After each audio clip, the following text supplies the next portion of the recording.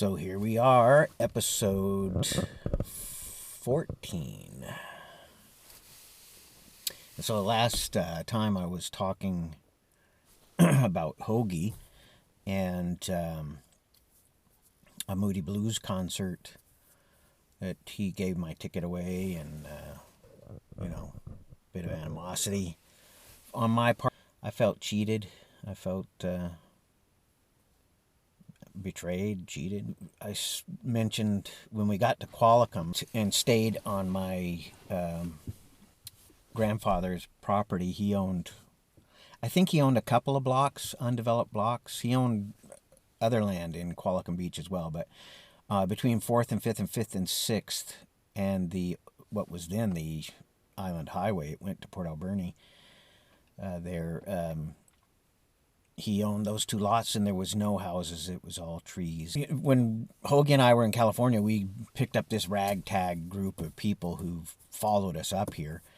I mentioned Peter, and I probably will get a really cool story about how I met Peter.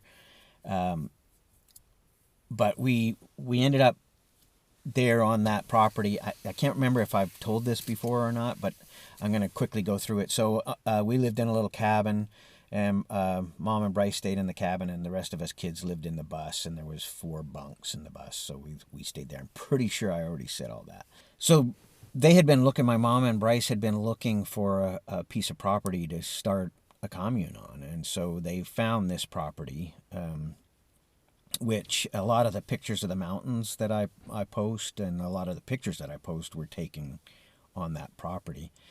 It was called Chicken Crest, which I mentioned before. So, but another part of the group, which I also probably mentioned, went and lived in a house. And so it was like 2 communes.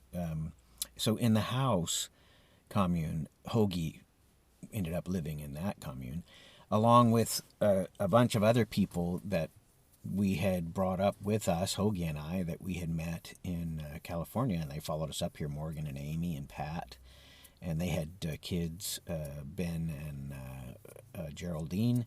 So in that time when Hoagie was living at the commune, the group of us that were at the other commune, we stayed in touch. We partied together. We weren't, there wasn't a lot of animosity, but those people weren't invited by my mom and Bryce to live on the farm with us. So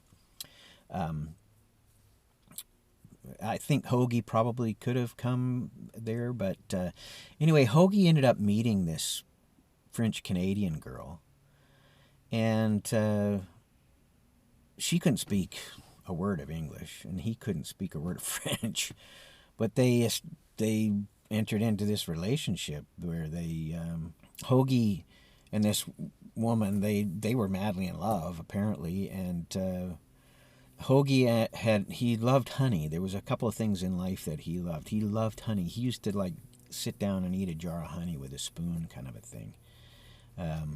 He just loved it. He just loved honey, and he loved marijuana, and he had this dream of going to Colombia and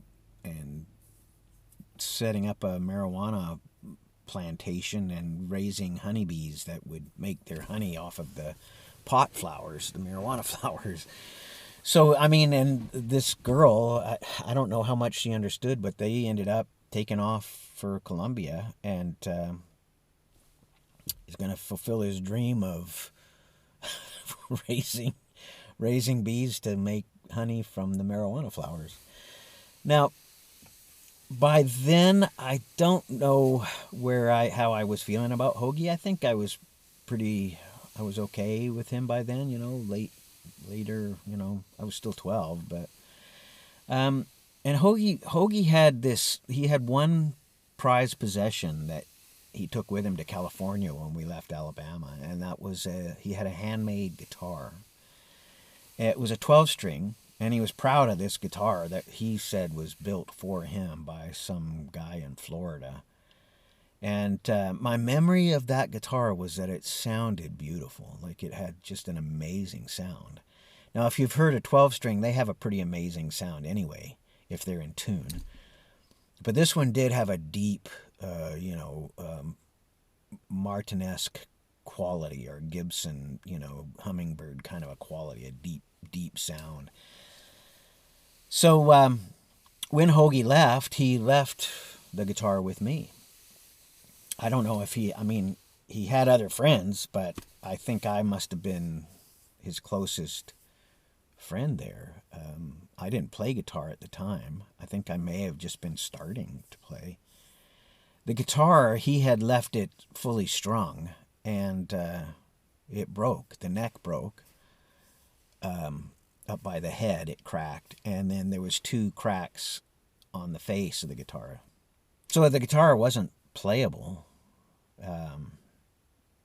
but I was to hold on to it, and he was going to come back and get it.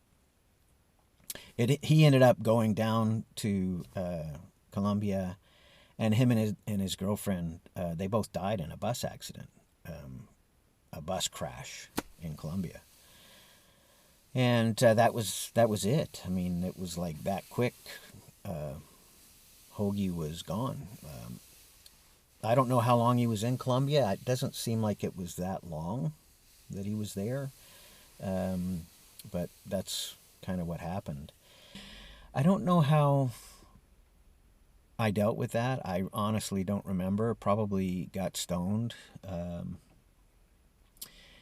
In fact, I may have already been a Christian when I found out he was dead. I can't remember when exactly it happened, and I don't remember exactly. But I do remember later on in my life coming to grips with it. I still have that guitar, and at one point my wife took the guitar to a luthier to see if it would be worth fixing and what it would cost to fix it. And he said he didn't think it was worth fixing. Now, I had taken it to the Guitar Center in Victoria. It wasn't called the Guitar Center, the Folk Center, I think it was called.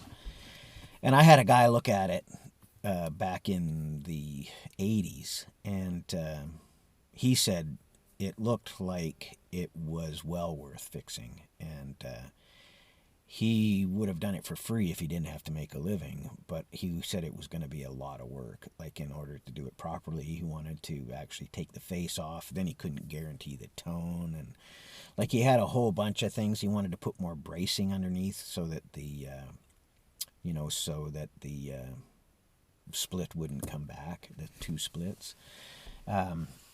And he said in reality there should be a rod in the neck. There was no rod in the neck of the guitar. So there was a lot of things he wanted to do, and he hoped that it would keep the same sound. Anyway, that was in the 80s. I had no resources to do that. In fact, I still have no resources to do that.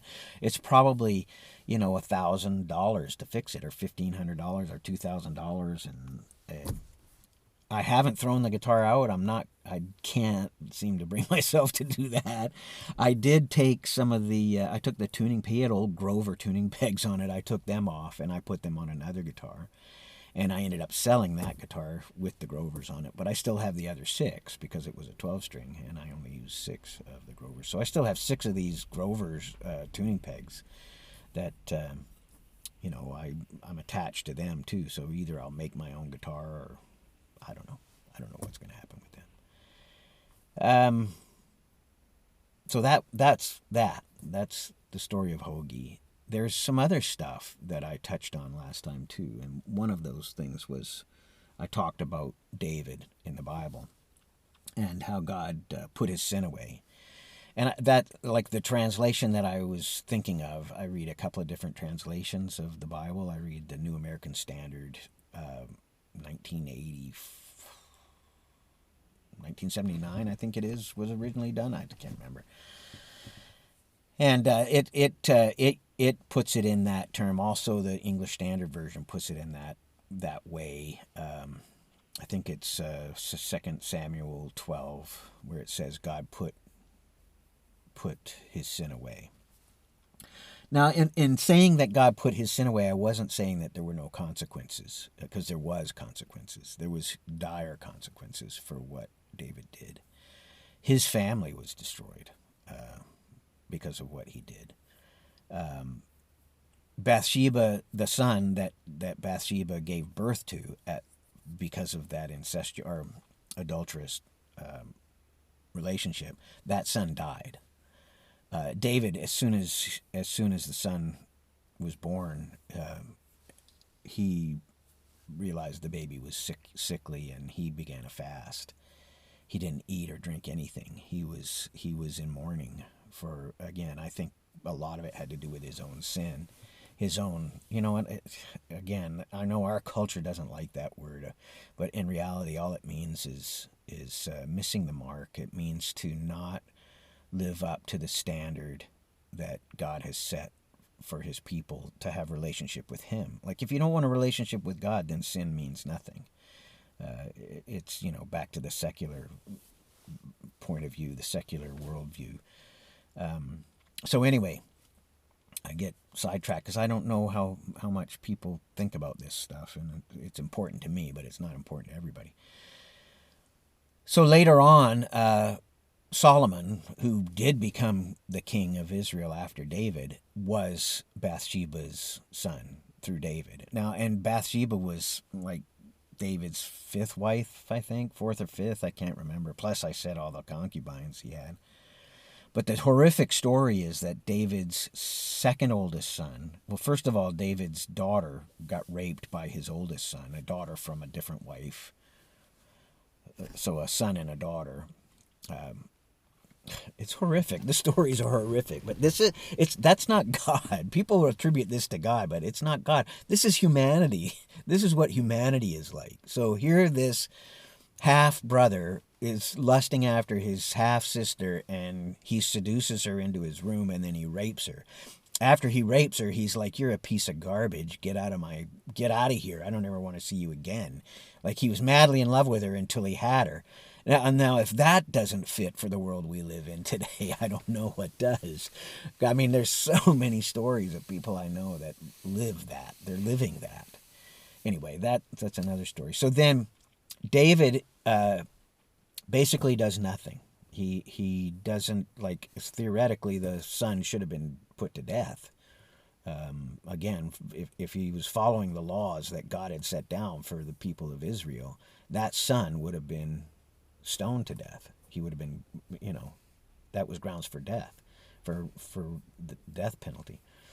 He did nothing. So the second oldest son, the brother of the girl that was raped, he held it in his heart. He took his sister in. She lived with her brother for the rest of her life, no children, which was shameful for that culture at that time. And he devised a plan, and he ended up years later, I can't remember how many, 7. It's been a while since I read it. I should have read it. The story, it's, again, 2 Samuel. He has a feast and invites all of his siblings, his half-brothers and half-sisters, and then he murders his older brother, who would have been first in line for the king, being for the throne.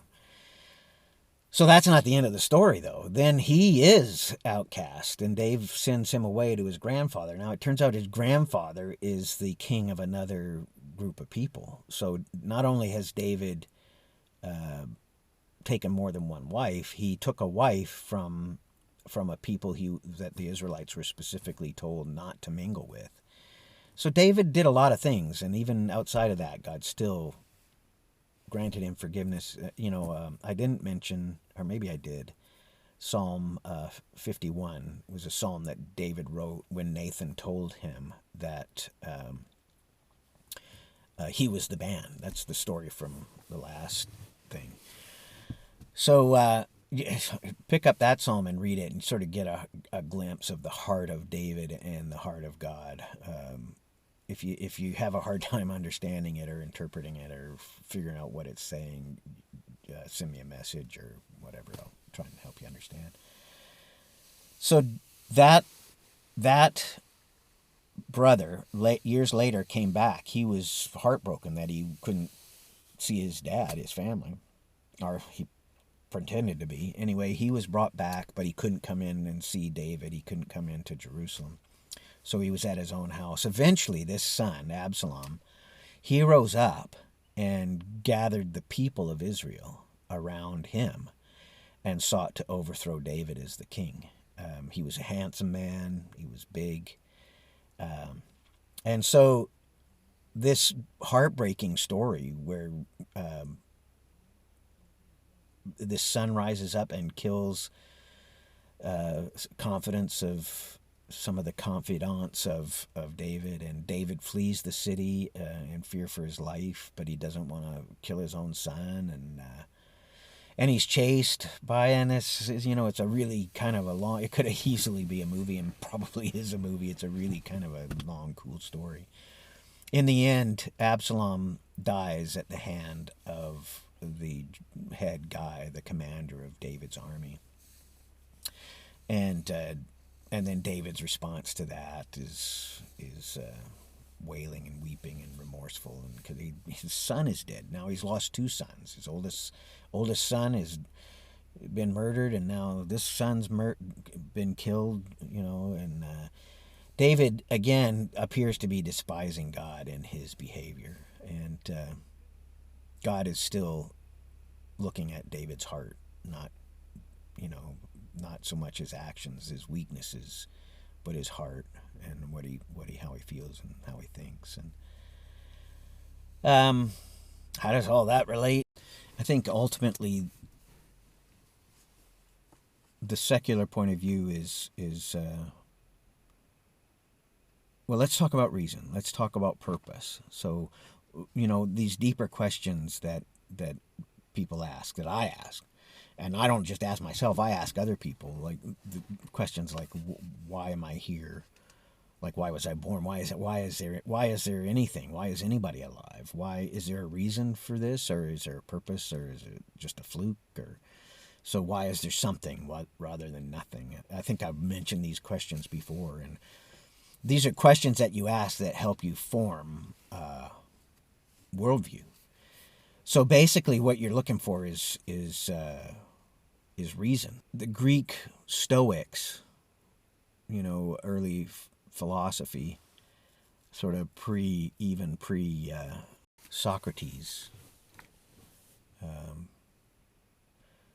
Socrates kind of changed everything in the philosophy world, but whatever. The Stoics, they sort of held to a view of their, non-attachment. Like, I think they had a belief typically that there was something after life, but like after death, but not a personal thing, more of a reincorporation into the cosmos or whatever. So that's kind of, there's a lot of stoicism in the world we live in now. One of the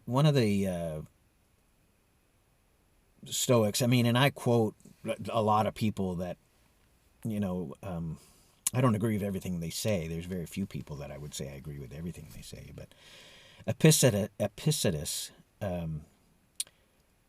said, explaining the Stoic position of not, you live your best life. You establish your own reason, basically. But he said, when you kiss your son in the morning, make sure you tell yourself that he's going to die, so you don't become too attached to him, because he is going to die. We're all going to die. Sort of, and that's a Stoic kind of attitude, to keep yourself detached from, and not to think too deeply about things, not to get involved too deeply. And I have a problem with that. And a Buddhist sort of philosophy is much the same. It's, when you look at the life of Siddhartha, and he abandoned his family and his children, and all in the name of detachment, not being attached. I'm not a Buddhist, so if I got something wrong, I know there's different kinds of Buddhism, but I disagree with that philosophy. I think the Christian philosophy is much different. It's one where you should be thinking deeply. You should be pursuing knowledge of of the highest being that there is, the Creator, and pursuing a relationship with that being. And one of the main differences between Christianity and other religions is first of all, reason. There is reason. It's relationship with God, and it's you being personally related and personally engaged in a relationship with the Creator God and Jesus, His Son. But we have this example of, like I mentioned last time, of the way that we arrive at mercy at God's mercy is through the sacrifice of Jesus, the sinless man, the man that had no reason to die on a cross, that he was unjustly tried, unjustly hung on a cross, and and there's lots of spiritual implications of that if you research it. But he was an all-round man. He was a man of sorrows and acquainted with grief. And again, when you think of a God that is capable of being acquainted with grief, and you have grief in your life, and you have sorrows in your life, it makes it more tangible, more personal. But he wasn't only that. He wasn't only a man of sorrows. He was also angry. He was an angry man. He was angry at the treatment of the house of God when he turned over the money tables. If you don't know the stories, I can tell you where to find them in the New Testament. He was angry when in fact in John 11 you have all of these traits displayed. So people have heard these names, they don't know who they are. They see some fiction story made into a movie about Jesus being married to Mary Magdalene, there's no historic evidence for that, but whatever. So that's your view of Mary. Anyway, Lazarus was Mary's brother, and he died. And Jesus was in another town, and when he came, he wept when he found out that he knew he was dead. But when he found out he was dead, he wept. But not only did he weep, then he got angry. So here's a man that is the creator of life. He's part of the Godhead that created life. If you have life, it came from him. It came from the Godhead. And he's angry at death, because death was never the plan. So he shows anger. So that's another thing, I can relate to. But not only that, he showed by his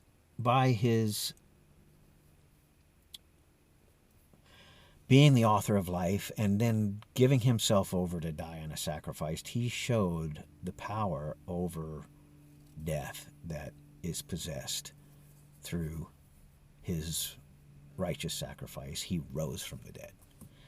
So again, this is something, there's no other faith, no other legitimate world faith that speaks of its leader rising from the dead.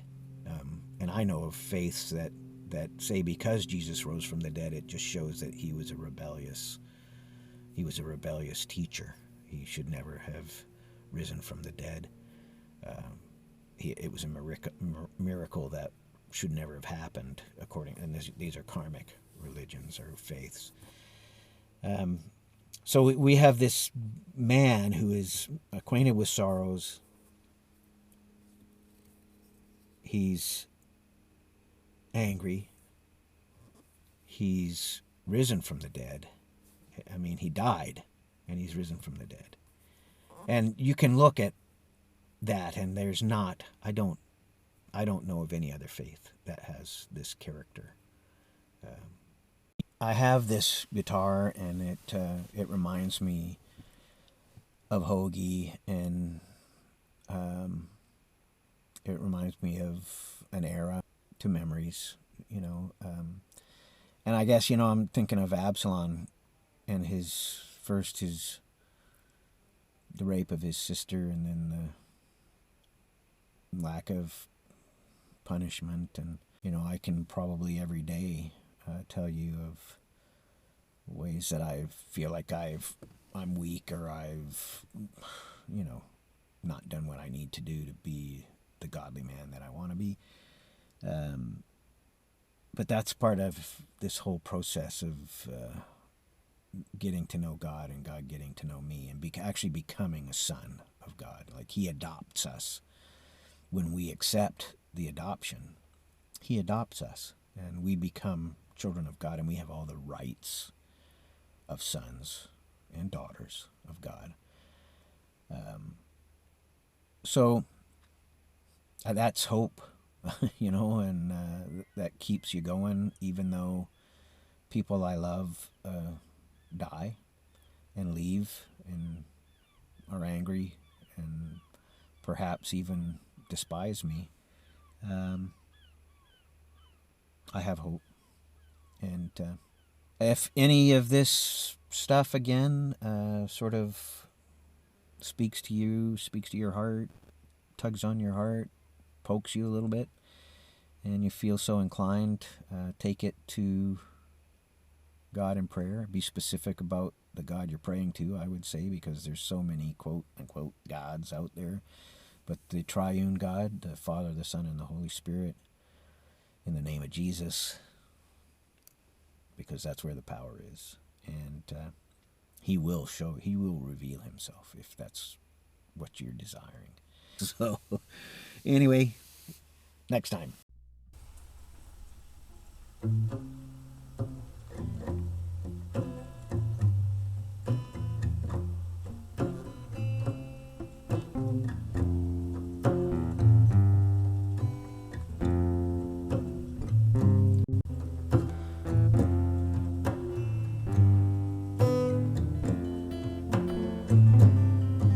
As I walk beside the mountain,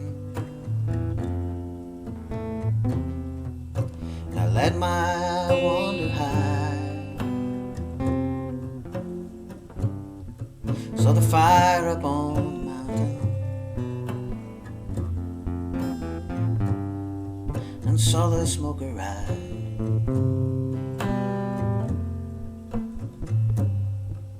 I saw the smoke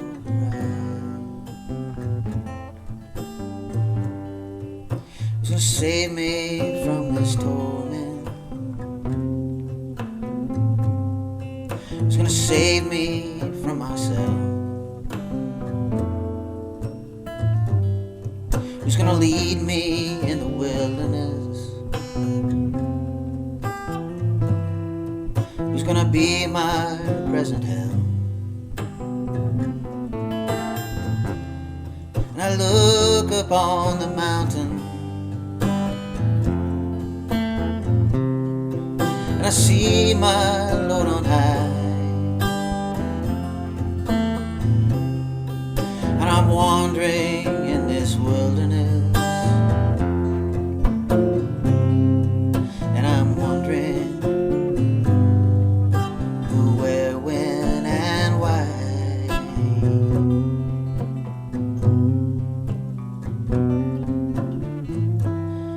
And I fall down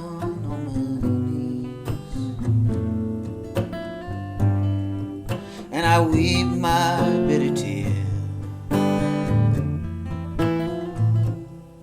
and I wonder what's the meaning of it all. Oh, when will this hurt disappear? And those in your eyes, tears you cry, they're mine, they're mine. Those in your eyes, tears you cry, they're mine, they're mine. Oh.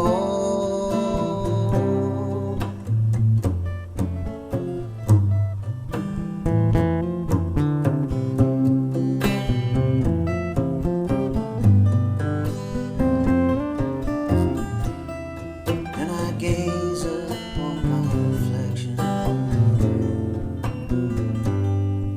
in this hall of mirrors here, and I see my face in everyone,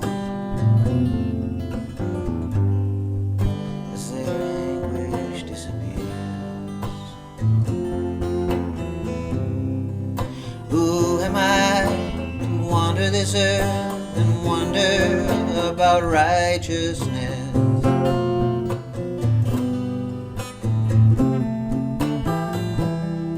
Who am I to walk this path